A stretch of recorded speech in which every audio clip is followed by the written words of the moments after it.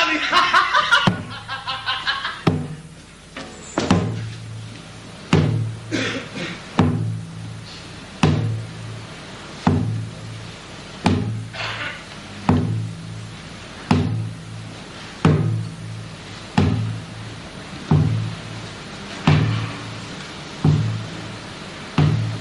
நீர் ஏன் வந்தீர்?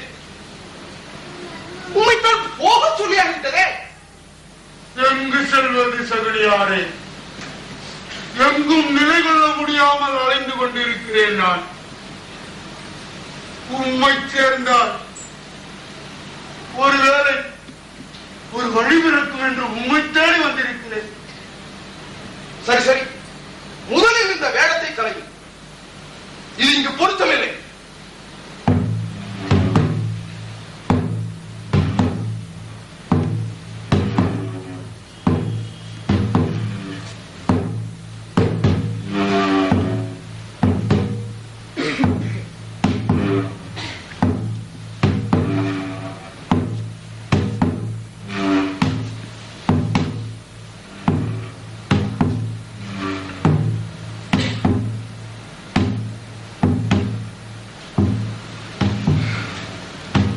அமரலாமா? அமருங்கள் தர்மராஜா, அமருங்கள்.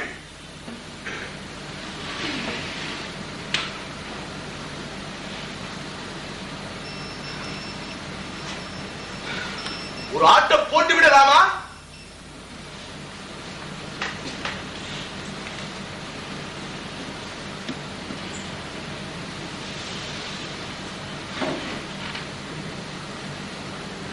எனக்கும் வேலை ஏதும் இல்லைதான்.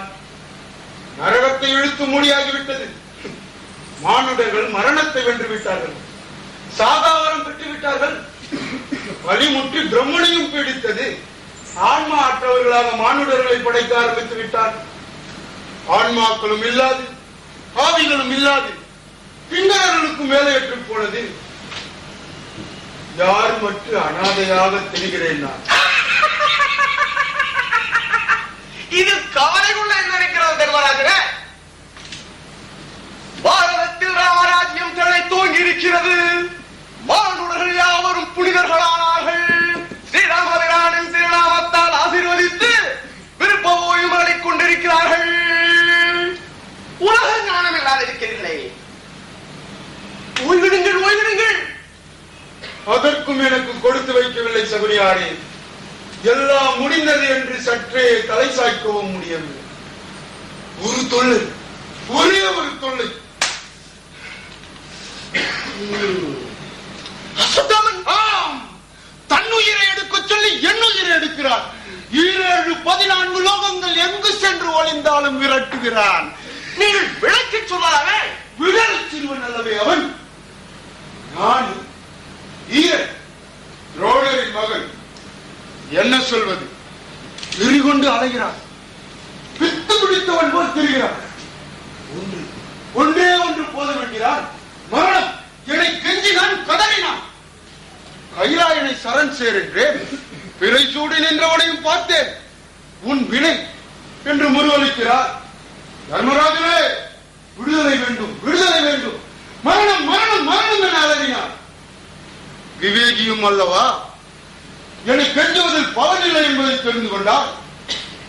நான் எட்டி கணைகளை கொடுத்து துவங்கிவிட்டார்.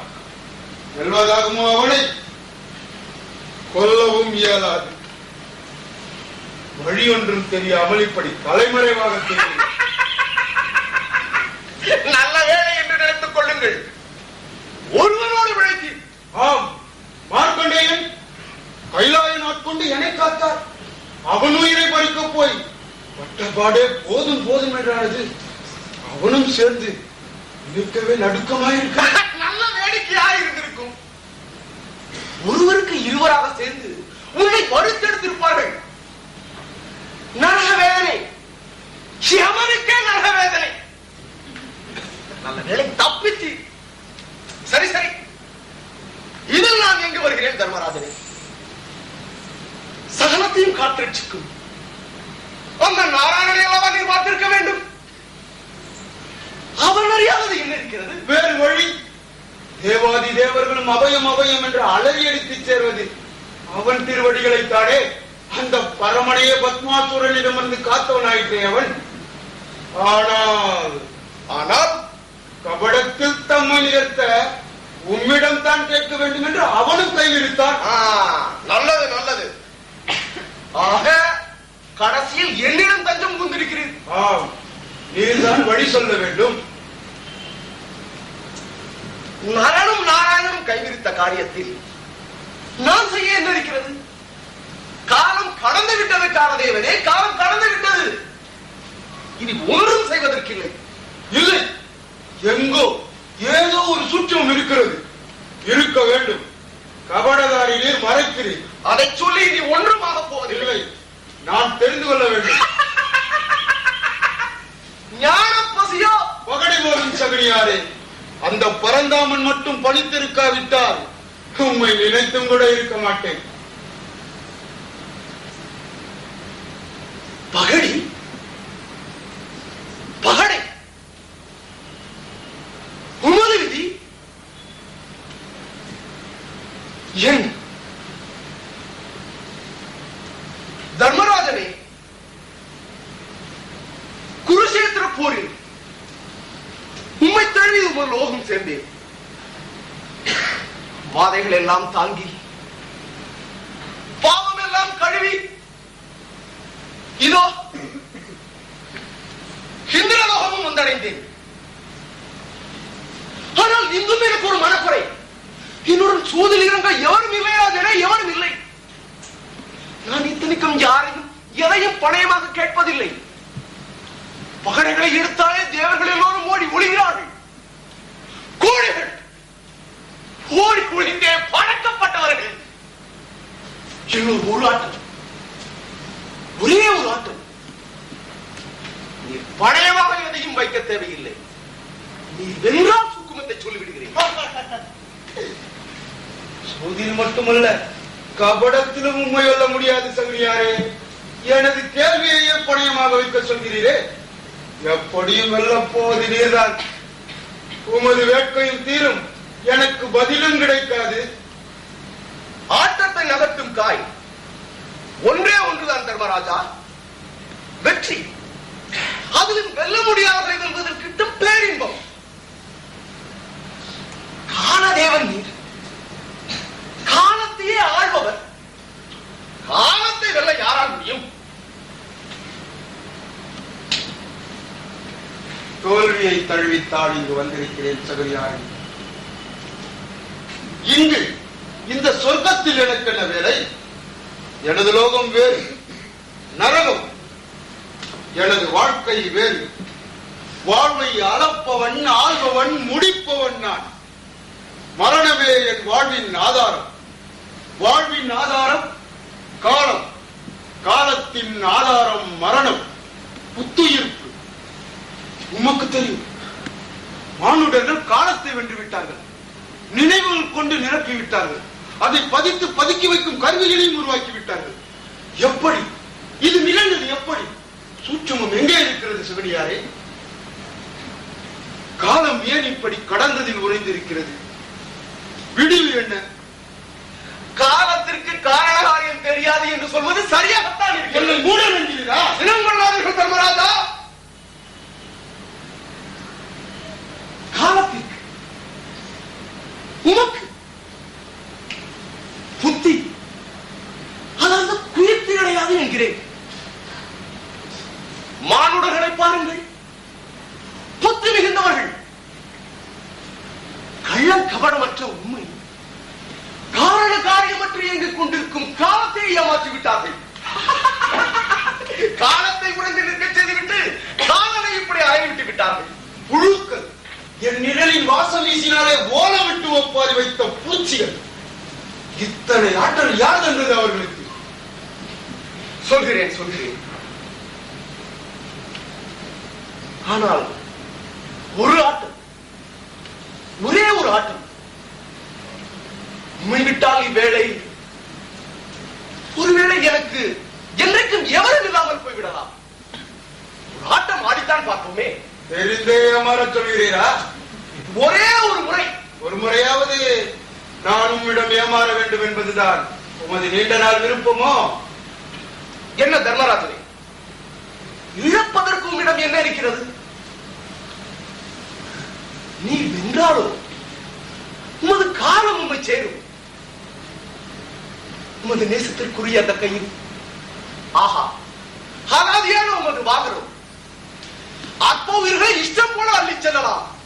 பொற்காலம். சரி, ஆடுவோம். ஆனால் ஆட்டத்தில் நானே வெற்றி பெற வேண்டும். அப்படி தோற்றாலும் நீ நான் கேட்பதை சொல்லிவிட வேண்டும். இது என்ன புது நிபந்தனை? ஆட்டத்தின் அடிப்படையிலேயே பெறுவதாக இருக்கிறதே. ஆட வேண்டுமா, வெற்றி பெற வேண்டுமா? எது உமது விருப்பம்?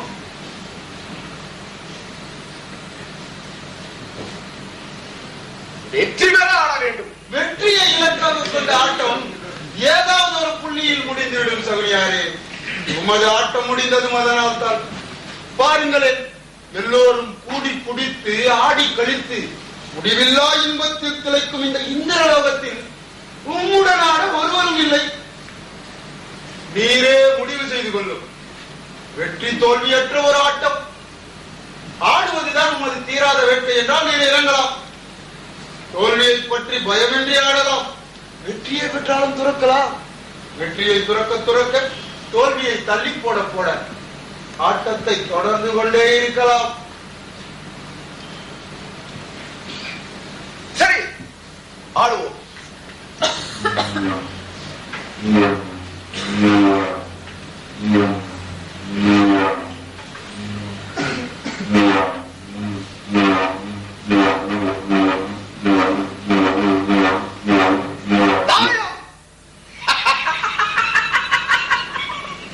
தாயம் எழுந்திருக்கிறது. எனது முதல் காயை துவக்கி வைக்கிறேன்.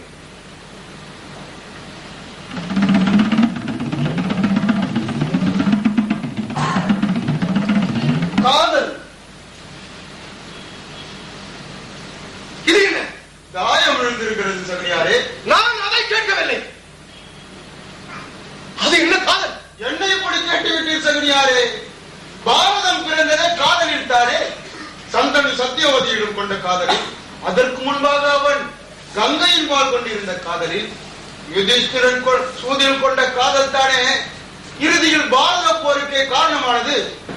இவ்வளவு ஏன் சூதில் நீர் கொண்ட தீரா காதலால் தானே இங்கே நாம் அண்ட சராசரங்களும் அணுத்திரர்களும் இந்த ஈர்ப்பில் தான் சுழன்று கொண்டிருக்கின்றன. பிரபஞ்சமே காதலில் தான் இயங்கிக் கொண்டிருக்கிறது சகோதரியாரே. இதில் சூதியதும் இல்லை. காதலில் சூது ஏது சகோதரியாரே? காதல் காதல். நான் அதை கேட்கவில்லை. உமது பேச்சு. சூதில் எல்லாம் அல்ல இறைநீர். உமக்கு எதிராக நான் என்ன சூது செய்துவிட முடியும் சகோதரியாரே? இல்லை, நீர் அளப்பது நான் இதுவரையில் ஆடியில்லாத ஆட்டம். ஐயம் தீரவில்லையோ? சூதுள்ளவன் கடந்தவற்றில் உறைந்து வருவதை தீட்டுபவன். விருப்பு வெறுப்புகளின்றி காரண காரிய தொடர்புகளை தீட்டாது இயங்கிக் கொண்டிருப்பவன் நான். காலன். காலத்தை கடந்தவனும் அல்லன், கடந்தவற்றில் தொக்கி நிற்பவனும் அல்லன். ஹரியும் மரணும் நான்முகனும் போன்று முக்காலமும் உணர்ந்தவனும் அல்லன். மும்மூர்த்திகளுக்கு காலம் ஒரு சுழல். நானும் கணத்தில் கணங்களில் உறைந்திருப்பவன். விதை போன்றவன். கடந்தவற்றின் துகள்கள் தூசியாக படிந்த விதை. மறைந்திருக்கும் சிறு துளைகள் என வருபவை பரவி இருக்கும் விதை. எந்த துகள் எந்த துளையை அடைத்தது? எது எதில் இணைந்து கலந்து எப்படி துளிர் விட்டது? துகள் விளைத்ததா, துளை விளைத்ததா? யார் சொல்ல முடியும்? என்றாலும் உமது ஆட்டம், உமக்காகவே இந்த ஆட்டம். ஆனால் என் விதிகளின்படி இதை நீர் ஒப்புக்கொண்ட பின்னரே நான் ஆட அமர்ந்தேன் சகோதரியாரே.